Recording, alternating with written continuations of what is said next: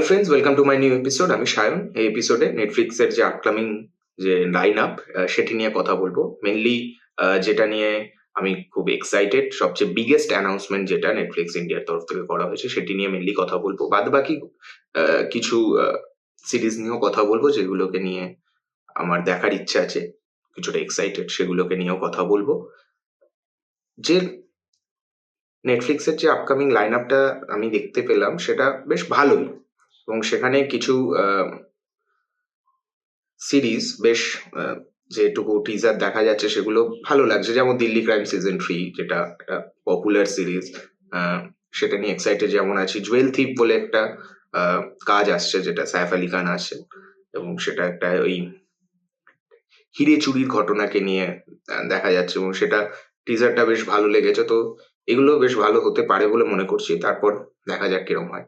কিন্তু মেইন যেটা অ্যানাউন্সমেন্ট ছিল সেটা হলো SRK শাহরুখ খানের যে announcement, the bastard of Bollywood. Actually এটা কিন্তু অ্যাকচুয়াল নাম বাস্টার্ড অফ বলিউড। অ্যাকচুয়ালি মাঝখানে ওরা স্টার দিয়ে দিয়েছে বলে একটু অন্যরকম প্রোনাউন্সিয়েশনটা হয়ে গেছে, but actually bastard of Bollywood. এটা সবচেয়ে বিগেস্ট অ্যানাউন্সমেন্ট ছিল।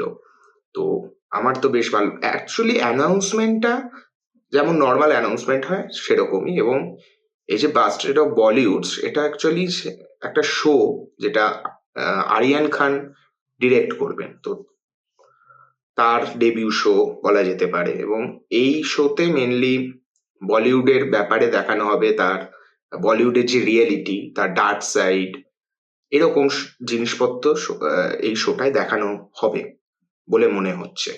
এবং এই শোটায় এটাও বলা হচ্ছে যে এখানে শাহরুখ খান নিজেও বলেছেন যে এই শোটার মধ্যে অনেক কমেডিও থাকবে। তো হয়তো কমেডির মোড়কে দেখানো হবে, এবং দেখা যাক কতটা রিয়েলিটি, কতটা কিরম ভাবে দেখানো হয়। খুব ডার্ক, খুবই খুবই ডার্ক রিয়েলিটি গুলোকে দেখানো হয়, নাকি কিরম ভাবে দেখানো হয়, সেটা বেশ দেখার বিষয়।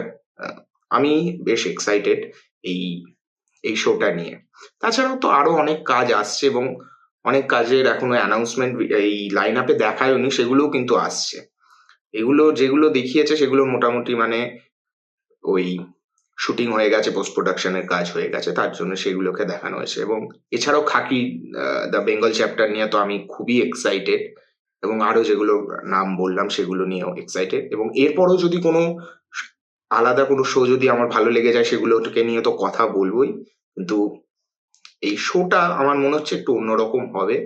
আর আরিয়ান খানকে মানে এই মানে প্রথমবার দেখলাম হাসতে, এবং কথা বলতেও দেখলাম, যেটা বেশ ভালো লাগলো। মানে সত্যি মানে এতদিন যতগুলো ভিডিওতে ওনাকে দেখেছি, তো উনি না কোথাও কথা বলেন, খুব একটা কথা বলেন না, খুবই চুপচাপ এবং খুবই গম্ভীর ভাবে থাকেন।